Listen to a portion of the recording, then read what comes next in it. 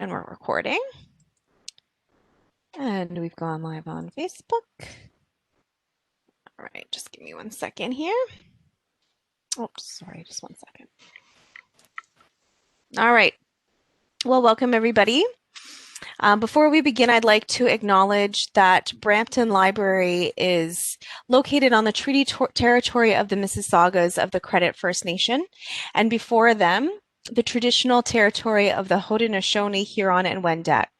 We also acknowledge the many First Nations, Métis, and Inuit and other global Indigenous people that now call Brampton their home. We are honored to live, work, and enjoy this land. So my name is Megan Gilpin. My pronouns are she and her, and I'm a diversity and adult services librarian with Brampton Library. So I'll be moderating this program, but it's actually going to be presented by Job Skills. And our presenter today is Kwadwo Urenki. Kwadwo is a facilitator with Job Skills Employment Services. He's an engaging and energetic speaker. I can attest, I've attended many of his sessions already, with proven expertise in motivating clients of all ages. His over 10 years frontline experience includes job coaching, career counseling, curriculum development, training, and working with diverse clients across job skills and local communities. So you're all in good hands today.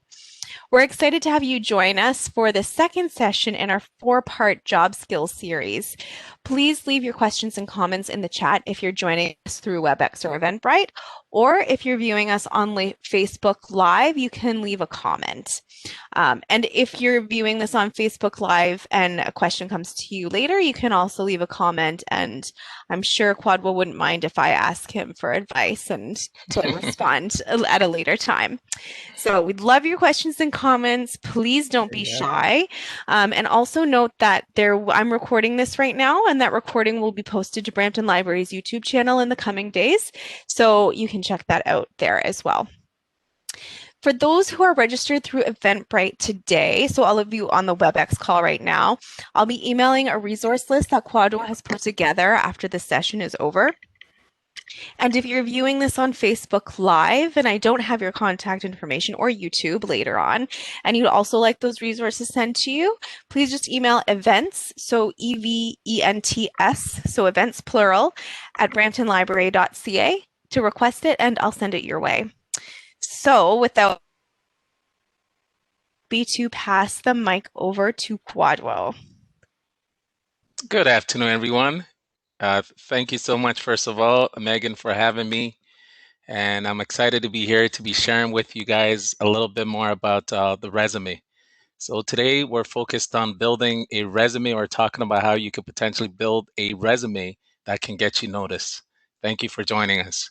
Thank you. So in terms of the agenda, here's what we're hoping to cover within the 1 hour that we have together. So the welcomes, introductions, we've already dealt with. Shortly, Megan's going to walk us through Webex Basics. Then I'll share with you the workshop objectives. Then Megan will once again talk about Brampton Public Libraries, and she'll provide an overview. Number 5, I'll get into some job skills overview. Number 6, I'll talk briefly about our welcome centers. Then number 7, we'll pave the way for a key conversation and answering this key question: what is a resume?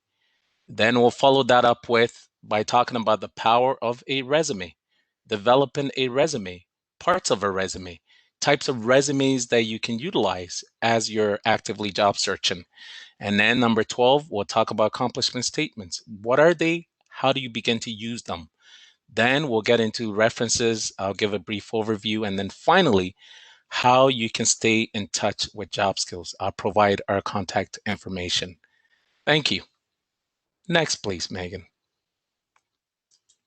All right, so I'll walk you through Webex Basics for those of you who are joining us through Eventbrite and haven't used Webex before. So I've put everybody to mute upon entry, so please just make sure that you stay muted during the presentation. There's a little button at the bottom that looks like a microphone, so you can just click that on and off. And also turn off your video camera. That helps us just sometimes with internet connection issues, so please, that can really help us out. If you click chat, so there's a little bubble towards the top, a little chat bubble. you can activate the chat window where you can send a message to all attendees, or you can send it to specific people. If you have any questions, please don't hold back and put them in the chat there. Again, if you're viewing this on Facebook Live, you can put your question in as a comment. There's also the raise hand feature, which you're free to use. It's under reactions at the bottom. There's a little happy face with the plus sign, and if you click on that, you'll see the raise hand feature. You can use that if you want, or you can just put it in the chat, is what people in these sessions tend to do. Also, closed captions are available for those of us who are joining us on Webex if you've registered through Eventbrite. So you just click on the little CC icon on the bottom left of your screen, and if that's helpful to you, then feel free. All right. Thank you, Megan. So in terms of the workshop objective, after the session, you should be in a position to do the 4 following things. Firstly, you'll be in a position to understand the key purpose of a resume. Secondly, we'll talk about how you can begin to develop an effective outline for this winning resume. And thirdly, we'll determine what type of resume is most suited or suitable for your job search purpose. Then we'll conclude with an understanding as to how you can create an effective accomplishment statement or statement. So this is what we're hoping to accomplish. Next. That's me again. So just some library announcements, pretty much the same as last week if you were here at our first session in this series. All of our branches are open for curbside pickup. We don't have any in-branch services at this time during the provincial-wide lockdown. And also, just a couple of months ago, we launched our new app. So that's available on Apple and Android devices. I couldn't think of the word there. And so you just download it, search Brampton Library, and it's a really, really much easier way to navigate your account and our website or catalog, view our programs on your mobile device. So I definitely recommend doing that. So upcoming virtual programs. We have lots of book clubs. We have our Pride Book Club, which is run in partnership with Moyo Health and Community Services. And we have our Up for Discussion Book Club, which is we read 1 book a month, and there's 2 meeting times that you can attend. At Home Trivia, we have that every second Thursday of the month. So the next one is tomorrow, and it's all about romance tomorrow. So that'll be lots of fun. And of course, we don't have job skills series next week, but the following week and the first Wednesday in March, we'll be continuing the job skills series, and that's all going to be about interviewing, and then video interviewing specifically in the last session. And we also do, at the end of the month, have newcomer success stories, which is a really interesting, fun program event that will be taking place. So for more information on all of those programs and to register, please just go to bramptonlibrary.eventbrite.ca. All right, back over to you, Quadwell. Oh, wonderful. Thank you, Megan. So let me share with you an overview as to Job Skills, who we are. So first of all, Job Skills is a nonprofit community-based employment and training organization. We've been established since 1988 when we opened up our doors in Georgina, Ontario. Job Skills has been serving the community for 30 plus years. Our mission statement: Job Skills offers employment solutions connecting the skills of job seekers with the needs of employers to create a more vibrant community. As an agency today, we provide employment, employer, newcomer, and business services and programs across the Greater Toronto area. During this difficult and trying time, we want you to know that Job Skills is still here for you. You being our clients, employers, and our community members as we continue to deliver our services remotely. Next, please.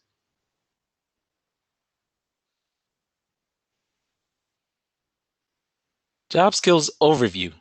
Job Skills connects with over 20,000 job seekers annually and works with over 2,000 small, medium, and large employers in York, Peel Regions, and Simcoe County. In addition, Job Skills serves job seekers, employers, and the community in 7 locations, ranging from Keswick, Newmarket, Markham, and Brampton in Ontario, Canada. Furthermore, Job Skills delivers over 20 programs and services to assist individuals and specialized groups with job searching through a return to work action plan, individualized employment counseling sessions, starting a business, work experience placement, and employment opportunities. In addition, job skills supports employers with the entire recruitment process, job fairs, hiring incentives, outplacement services, and specialized services to meet specific labor market needs. Overall, funding is received from the federal, provincial, and municipal government, the Ontario Trillium Foundation, the Greater Toronto Airports Authorities, and the United Way of Greater Toronto. Next, please. Just in case if you have some family members or friends who are new to Canada or who are newcomers or immigrants, we have some services and programs for them through our Welcome Centers. So let me briefly share with you the overview of our Welcome Centers. Welcome Center Immigrant Services is a one-stop service designed to guide and support newcomers or immigrants at locations in York and Durham regions. Services are located under one roof, making it easier for individuals to access the supports they need to help with their economic, social, and cultural integration. More than 10,000 newcomers receive supports annually at the 5 centers within York region. Next, please. Welcome Centers overview continued. Job Skills is responsible for providing employment services at each of the 5 Welcome Centers within York region. The following services are also provided at each Welcome Center to support newcomers or immigrants.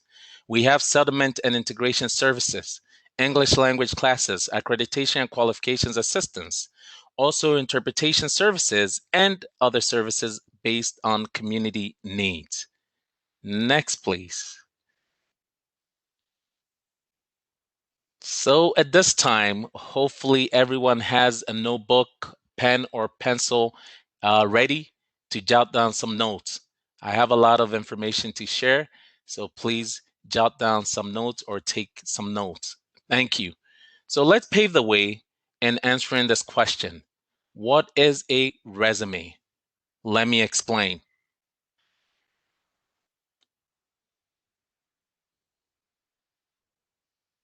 So first of all, a resume is a tool that outlines your knowledge, your skills, and abilities, ideally into a maximum of 2 pages.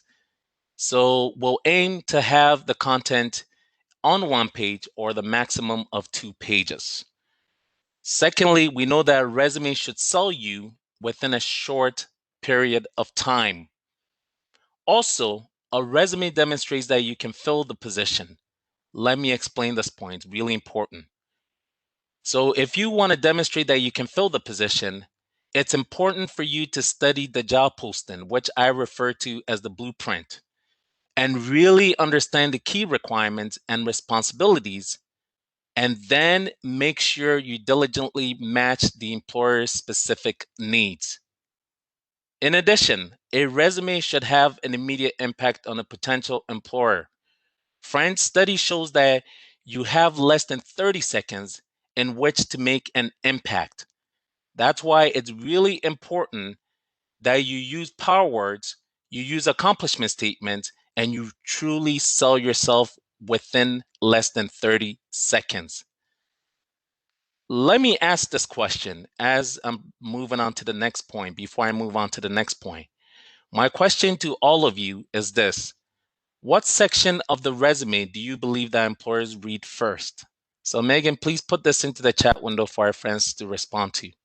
What section of the resume do you believe that employers read first? I want to know your thoughts. So I'll give you 30 seconds or so to reflect, and then please simply type in your answers into the chat window for me to understand what it is that you know. And remember, we're here to learn. So there's no such thing as as a bad contribution. So just make sure that you share. So we have a couple of answers. Okay. First being skills, and the second Mm-hmm. being keywords in the summary. And Keyword. then, Okay. yeah, keywords in the summary. And we got a third, opening statement or elevator speech. Ooh, as part of the resume? Okay. Yeah, and then somebody else wrote work experience. That came through Facebook. Ooh, I like that. Mhm. Thus far, I would say whoever mentioned work experience, well done. right? Because work experience oftentimes is the first section that employers look at. Today, I'm going to introduce you to another heading, which is, an alternative for work experience or professional experience, which we call the relevant skills and experience. So the individual who said skills, you were right, but the skills are quite different from the summary of skills. I will explain that. So work experience or relevant skills and experience would be the correct answer. Thank you. So stay tuned.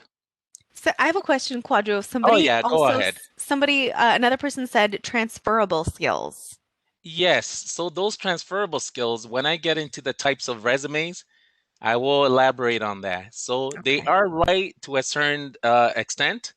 So I will give that person half a mark. So it's really that Yeah, experience that's drawing their attention first. Okay, cool. exactly, exactly. All right. Thank you so much. We'll continue. All right.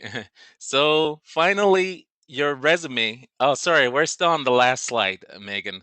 So finally, your resume should only cover the last recent years. What I mean by this is that generally speaking, your resume should only cover the last 10 years with some exception. Let me explain the exception. If you had been privileged to work with one employer for more than 10 years, please do not diminish your years of experience to meet this within 10 years guideline that I've mentioned. Make sure that you share the specific years of employment to show off your extensive work experience, your dedication, leadership or mentorship abilities, and most importantly, your job readiness. Coming back to the first part that employers look at. Remember that. So ultimately, at the end of the day, a resume is a highly personalized tool that is customized to sell your skills, your knowledge, education, and work experience to a prospective employer. So remember that overall, the resume becomes your first step towards employment. I repeat, the resume becomes your first step toward employment. Okay, so the purpose of a resume is not for you to get a job, but rather is to initiate the process of getting an interview. Remember that. Let's move forward. Next, please. So, developing your resume, you'll notice that there's the research using the National Occupation Classification System and current job postings. So, I would like for you guys to research using the knock system and specifically go onto this website www.ontariojobfeatures.ca. Once again, www.ontariojobfeatures.ca, and basically also refer to current job postings through websites such as Indeed, Monster, Workopolis, LinkedIn, etc. Also, make sure in developing your resume that you analyze the job posting for the specific skills and abilities that the employer seeks. In addition, make sure you analyze your work experiences for relevant skill areas. So I will be talking about those relevant skill areas a little bit later on. And also make sure to create a list of accomplishments to impress the employer. And then finally, choose the format that works best for you. So I will be explaining the three most commonly used types of resumes, and then you can choose the best format. So these are the key tips in developing a resume. Next slide, please. And also, I failed to mention, but make sure you write descriptive phrases. So when we're talking about parts of a resume, usually, a resume will have a heading. We call that the contact information, followed by the objective, which is optional. I will explain that a little bit later. And then you can have this third heading, which could be profile summary, career overview, summary of skills, or summary of qualifications. Okay. Followed by professional work experience, employment history, education and training, or professional development. And then at the bottom, you may choose to use this phrase, references available upon request.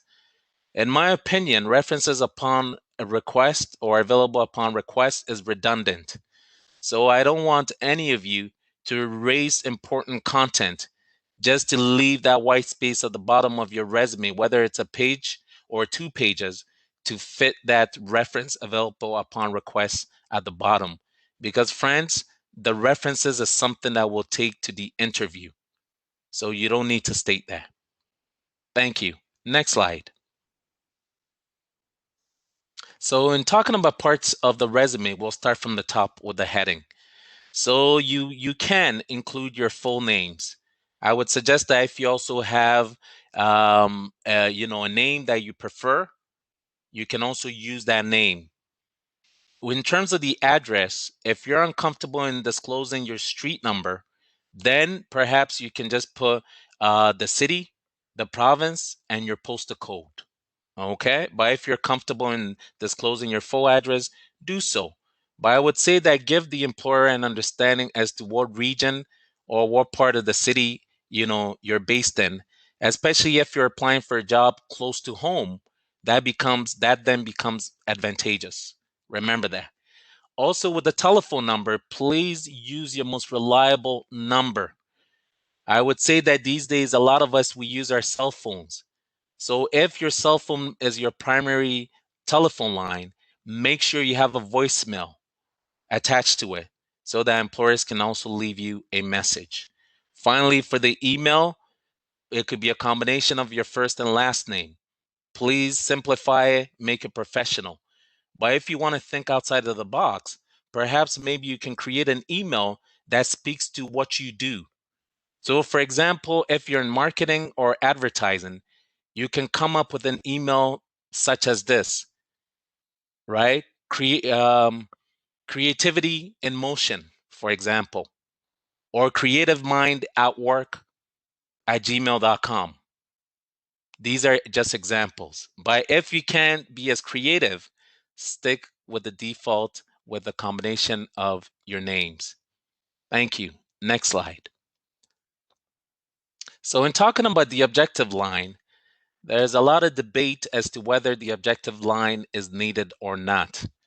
Based on my professional experience, I would say that it's always good to, state the objective because the objective line can do this for you. It's a statement to define a specific position or opportunity. It also states your immediate career goal. So if you know exactly what it is that you're applying for, please use the objective line. Next. And continuing the parts of the resume, the third section. So the third section, please note that it's synonymous. Whether you use profile summary, career overview, summary of skills, summary of qualifications, or highlights of qualifications, they're all the same. It's just a matter of what? Terms or wording. So choose the one that works best for you. So specifically under this heading, you need to focus on what it is that you can offer to an employer. Also, you need to relate your statements to the job posting. Also, make sure you include your work experience, your knowledge, your skills, and abilities that specifically contribute to the position, right? And then make sure you include your hard and soft skills. I would suggest that for this section here, you should aim for at least 5 to 8 bullet points. With more progressive positions, sometimes your bullets will take you up to 10. But please try to stay under 10 bullets for this section here. Okay, and when you're itemizing or organizing your skills in this section, please start with your technical skills first. Once again, your years of work experience, your education, your training, your field certifications, right? Those are examples of the technical stuff that you should stay first. You can also mention some of your transferable skills, right? So if you're a great team player or you can work within teams and you're adaptable to all work environments and stuff like that, you can also mention them.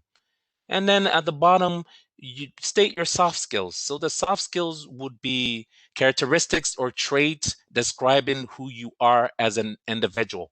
So you can state something like you're friendly, you're outgoing, you're personable, you're respectful. These are examples once again. So aim between 5 to 8 bullet points for this section.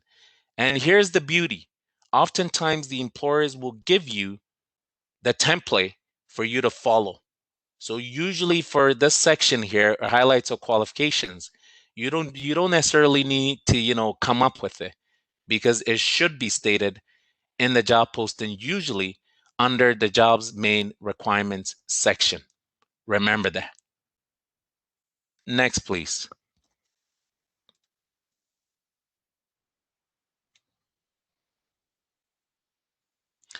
So in continuing with the professional work experience, employment history, once again, these are terminologies that you can choose the one that you like best.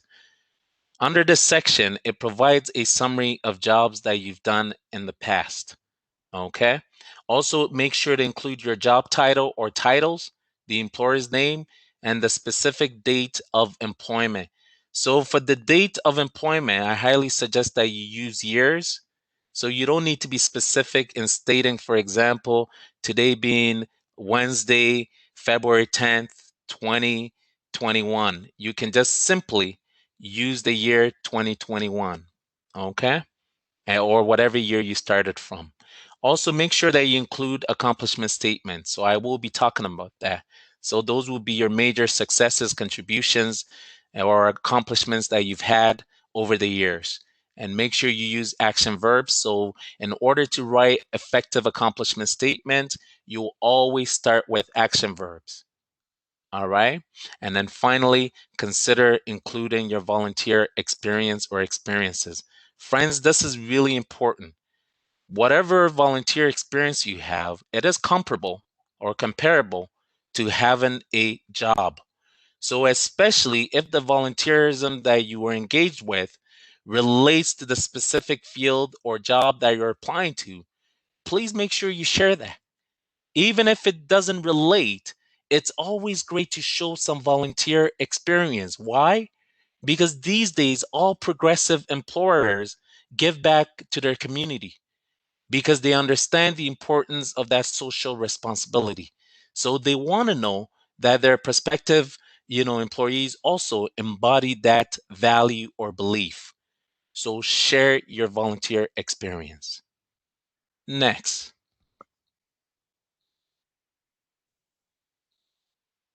And then closer to the bottom, you can have the education or training. So with the education or training or professional development, you can list your degrees, your diplomas, certificates that you've earned, along with the educational institution attended. All in-house or external training, make sure you list the institutions and the specific certificates that you acquired as well. Once again, for the education and training, use only the year of completion. Use only the year of completion. All right, next, please. So, as I stated earlier, we know that references are the reference page is something that you'll take to an interview, right? So, as such, it should not accompany your resume when you're applying for work. And secondly, you should attach a separate page if requested by an employer.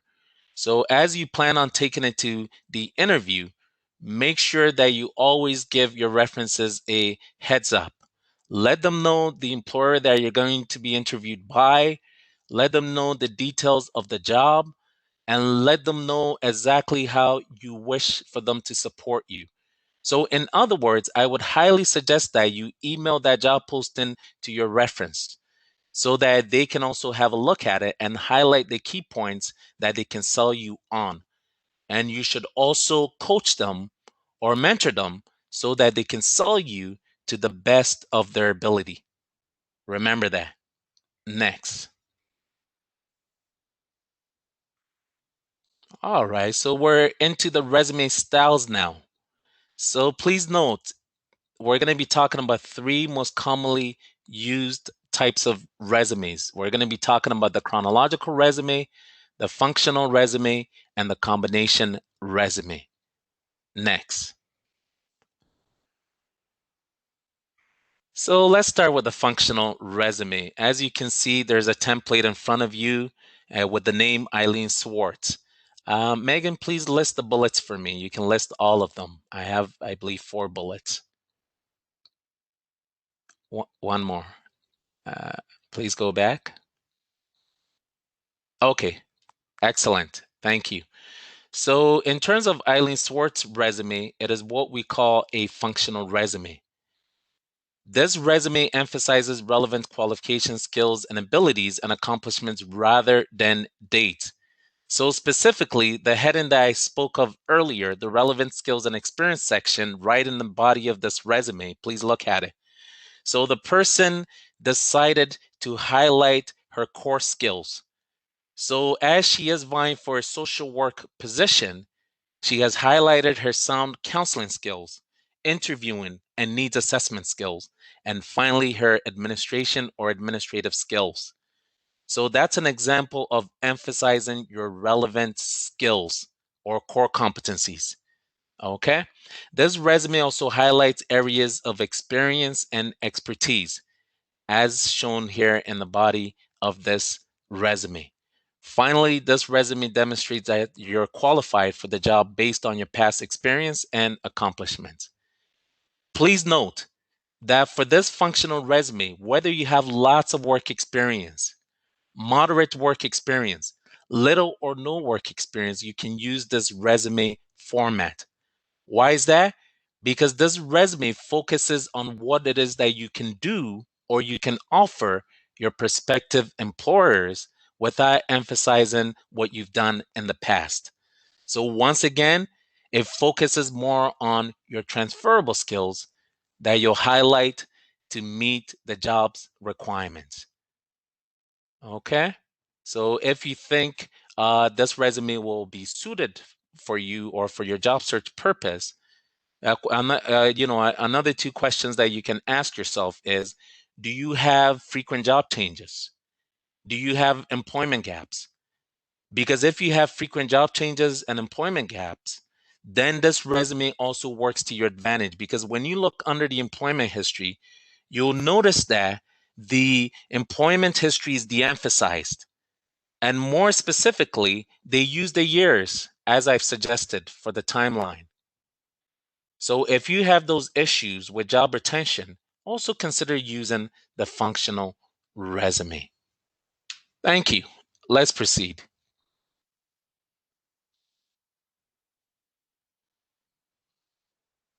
Yes, perfect. This one has 4 bullets. So for the chronological resume, it's a popular one. Why? Because this resume divides work experience into sections and lists dates and lists work history in reverse chronological order. What does reverse chronological order mean? You start with the most recent work experience first. So as we're looking at Stephen Brown's resume here, Stephen Brown starts with the most recent work experience from Southland Corporation, going way back to Stained Glass Garden Incorporated, when he started his career as a bookkeeper. Okay, so always listed from most recent, going back in time, focused once again on the last 10 years. This resume also showcases one's extensive work experience and commitment to its selected field. So when you look at Stephen Brown's job titles, they are all within the field of accounting. Next point. The chronological resume highlights all skills and qualifications, either for the same or similar position, as shown in this template. And finally, the chronological resume exhibits growth or promotion within the field. So here's the understanding. If you have extensive work experience, at least 5 years frontline experience within your field, and if it is your desire to remain within that selected field, look no further. The chronological resume will be the best suited format for you. Once again, if you have at least 5 years of work experience, And if it is your desire to remain within that chosen field, look no further. You can choose to use the chronological resume. Next. And if you have questions, type them in. I will be checking in the next 5 minutes or maybe shortly after this combination resume. So have your questions lined up for me. Thank you. I believe there is one more point, Megan. Perfect. Thank you so much. So in talking about the combination resume, we have a template here in front of you with the name Dave Johnson. So this resume combines the functional and chronological resume styles. It highlights transferable skills and relevant experience first, as shown here. So you'll notice that after the highlights of qualifications, we see the heading of relevant skills and experience, which is the functional part. And then we see the employment history, which is the chronological component. This resume lists work history in reverse chronological order. So when we look at Dave Johnson's resume, we notice that Phyllis Fine Shoe Store comes first, followed by Jack and Jill's restaurant. Okay, so what I want to advise you guys to do is whenever you're sharing the employment history on a combination resume, please make sure that they're all related. They're all related. That's really important. Okay. This resume shows flexibility and adaptability to new work environments. And finally, the combination resume transitions new graduates into the job market and those with little formal work experience. So at the end of the day, if you choose to use the combination resume, here's my understanding of it. Oftentimes, the combination resume is a jack of all trades resume, but a master of none. So a lot of times people accidentally use their master, resume as a combination resume.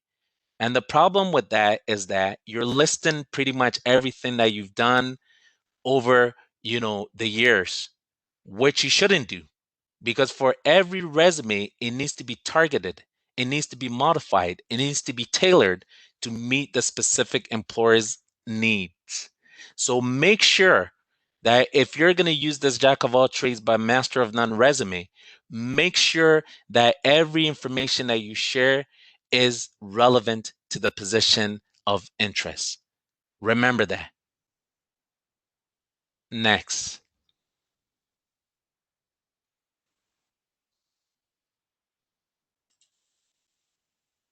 So as promised, Megan, at this time, I'll check in with our friends to get a pulse, to see how they're doing, to see if they have some questions for me Well, regarding.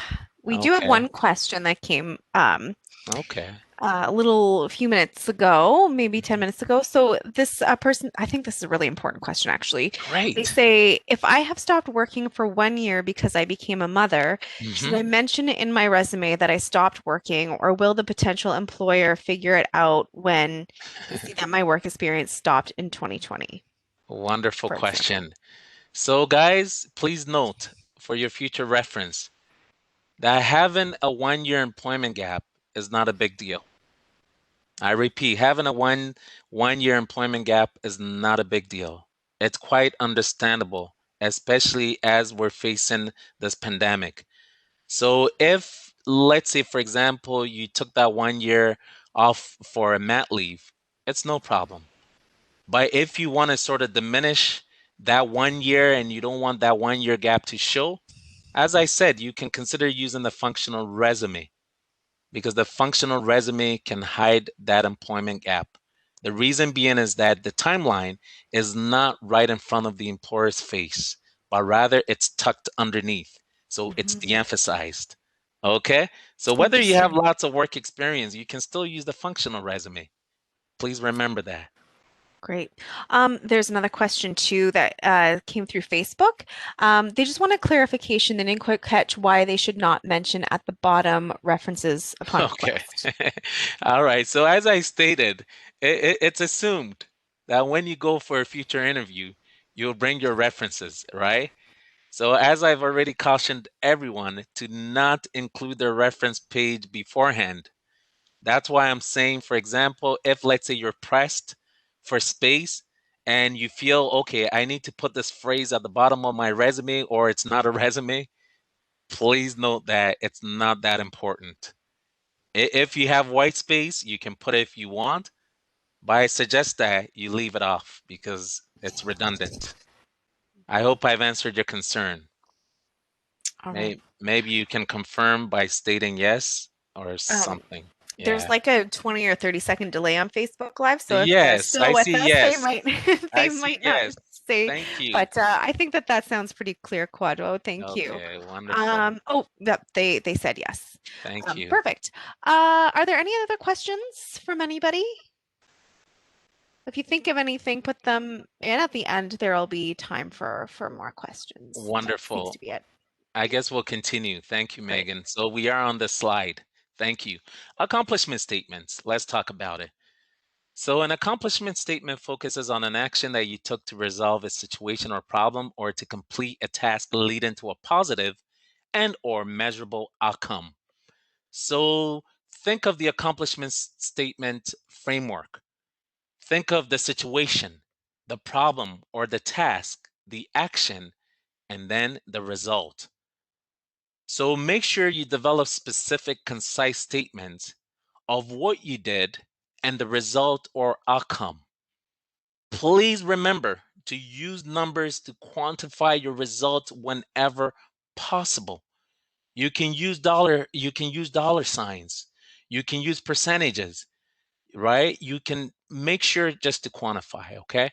And then at the bottom here, make statements believable from an objective point of view. Next slide. I'll use the next slide to really explain it. Thank you. So the framework for writing an accomplishment statement is this. You need to clearly state the key word, which is the verb and its appropriate tense. So if you're no longer with the employer, obviously the proper tense would be in the past tense, as we see in these examples: managed, developed, redesigned. But if your job is still ongoing, then please make sure you use the present tense. So the present tense would be, for example, it would be manage or managing. Manage or managing. So remember that.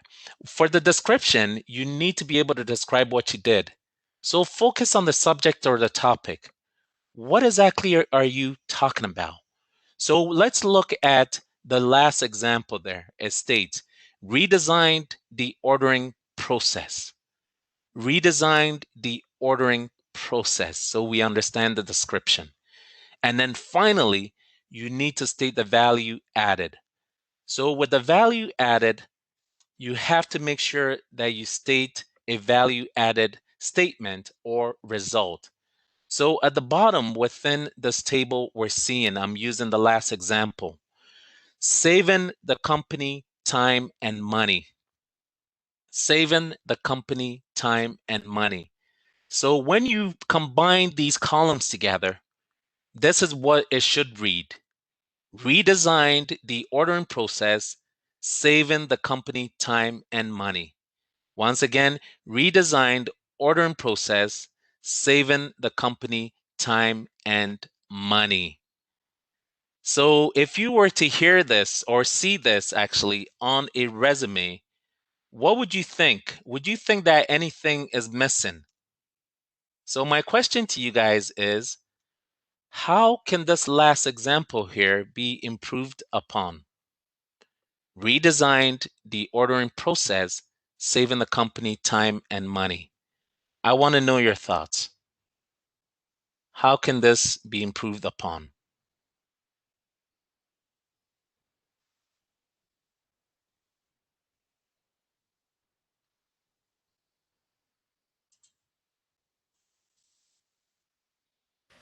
So we have one answer so Okay. far, giving an example from the past how you save time or money, including percent, dollars, Uh-huh. etc., actual figures. Wow, this person is brilliant.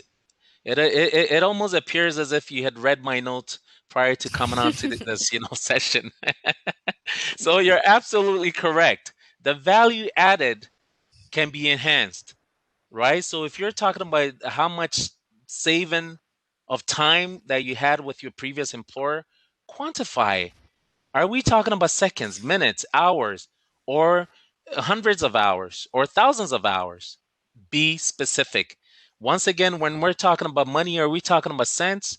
Are we talking about dollars? Are we talking about like thousands or even millions?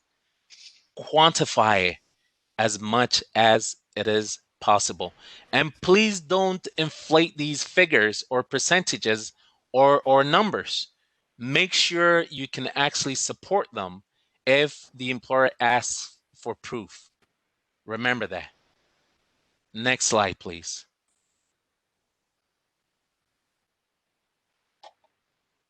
So in writing the accomplishment statement, please note, accomplishment statements will increase the employer's interest.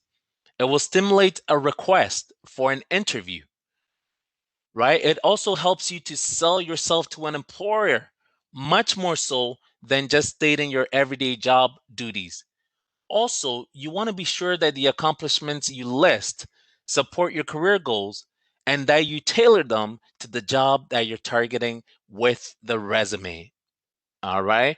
So, as we look at this example here, here's someone vying for an administrative assistant position. So the person simply states, manage daily office operations. So if you're an employer and you saw this statement, accomplishment statement on a resume in the form of a bullet, would you fully understand the person's value? Perhaps not, because it's too vague. So here is an enhanced example that you see at the bottom, sort of summarizing what that first statement meant. So the person should have elevated their thinking in saying something like this: streamlined daily office operations, consolidated reporting functions, and implemented new PC software to expedite order processing. Look at the difference, right? So basically the same thing, but stated with more details, or it's more descriptive. So, friends, you don't always have to use numbers, but at the bare minimum, be as descriptive as possible to show the value, to show your job readiness, as you see in the second example. Okay? Next slide, please.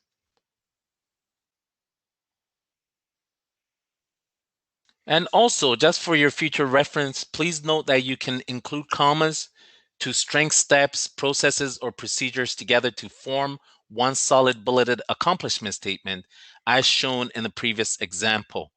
So at the end of the day, your accomplishment statement needs to be detailed to demonstrate value. So there's a website that I'd like to recommend to all of you. The website address is www.jobhero.com. Once again, www.jobhero.com. Please go onto this website. They have some great examples that I would like for you guys to go and have a look at so that you can formulate your accomplishment statement to the best of your ability. I like that website, so make sure you check it out, okay? You can even type in the specific titles, and they provide job descriptions with examples of accomplishment statements, okay? All right, thank you. So in talking about references, the question becomes, what information should you provide or include? Make sure you provide the reference person's full name, their title, name of the organization, address. I would tell you, please leave out their personal address or company address for privacy's sake. But definitely include their phone number, right? Even email, and the time of availability and the relationship to you. Reminder, thank your references. During your search, update your references on your progress, as I've previously advised, and make sure to thank them for helping you. Okay, and in compiling your reference page, I suggest that you have 2 professional contacts as well as 2 personal contacts. Once again, you should have 2 professional contacts and 2 personal contacts. So professional contacts would be your previous employers, your managers, your supervisors, your team lead, your colleagues, or even your clients can be used as professional contacts as well. For your personal contacts, these would be your friends, your neighbors, anyone who can speak about your character. So have these ready. Okay? Thank you. So in moving forward, next slide, let's just summarize the resume do's. So in terms of the resume do's, make sure you proofread your resume and spelling and grammar. Specifically in-house at Job Skills, we have employment consultants, program leads, who can review your resume and cover letters for you. Keep your resume to 1 or 2 pages maximum. Actually, study shows that a single page resume is actually more impactful than having 2 pages.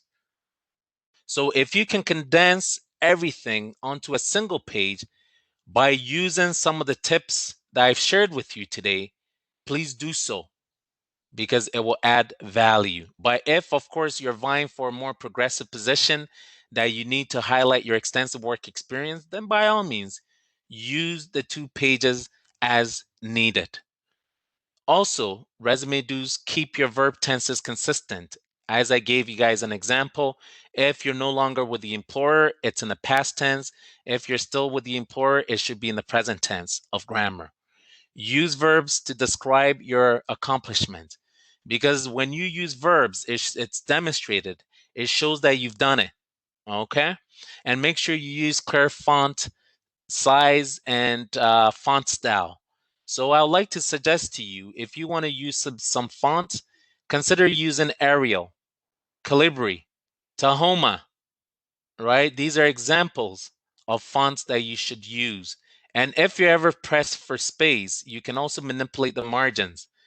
And definitely you can scale down the font size to the bare minimum 10. That's only if you need to bring the size down. 10 will be the minimum, bare minimum, okay? All right, and also make sure that you use plain paper if you're printing it off, that is, and keep contact information updated. Be accurate on employment history dates. As I mentioned, use the years. You don't have to remember the specific date that you started. Use the years for the timeline. And the secret in using the years is that it gives you more work experience. So sometimes if you haven't worked in 3 months, 6 months, it doesn't really matter because if you use the year or years in range, it appears that you've been working. Okay? Also keep formatting consistent. Use bulleted statements and make sure that you're clear, concise, and direct. Next, please.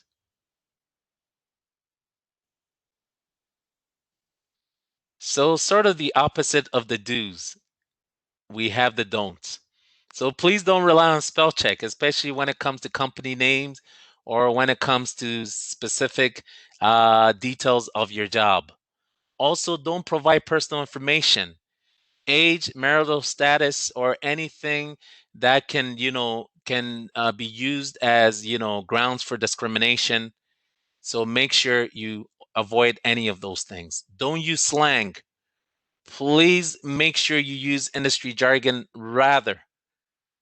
Don't put reference contact information on your resume. We've already discussed this. And never write your accomplishment statements in I language. Rather, you'll start with verbs. Don't be too wordy. Get to the point. Be descriptive, but make sure you have substance. Don't be modest because at the end of the day, you need to sell yourself. And you are your number one cheerleader or fan. So you need to make sure you sell yourself through your resume. And last but not the least, in terms of the don't lie. Friends, please don't lie. Make sure that everything stated on your resume is a true depiction, representation of you and what it is that you've done and what it is that you can do. because within the first 3 months or 6 months of employment, as you're going through your probationary term, you may get fired at any time if the employer finds out that you've lied on your resume or in your application to the job. Remember that. Next, please. So just to keep you motivated, we have Dennis Waitley, who's a motivational speaker, author, and this person says the following. The result you achieve will be in direct proportion to the effort you apply. Remember that. The results you achieve will be in direct proportion to the effort you apply. So, in other words, you got to start this journey and you got to put in work. Really important, because with the resume writing process, friends, I kid you not, it's going to take you anywhere between 5 to 7 hours. I repeat, 5 to 7 hours to create a winning or dynamic resume. Using the guidelines that I've shared with you today, you need to study the blueprint. You need to go through all those steps that I've mentioned and make sure that your resume sells you. Okay, thank you. Next. So at this time, as we are a service provider, we need your feedback. Our funders want to know.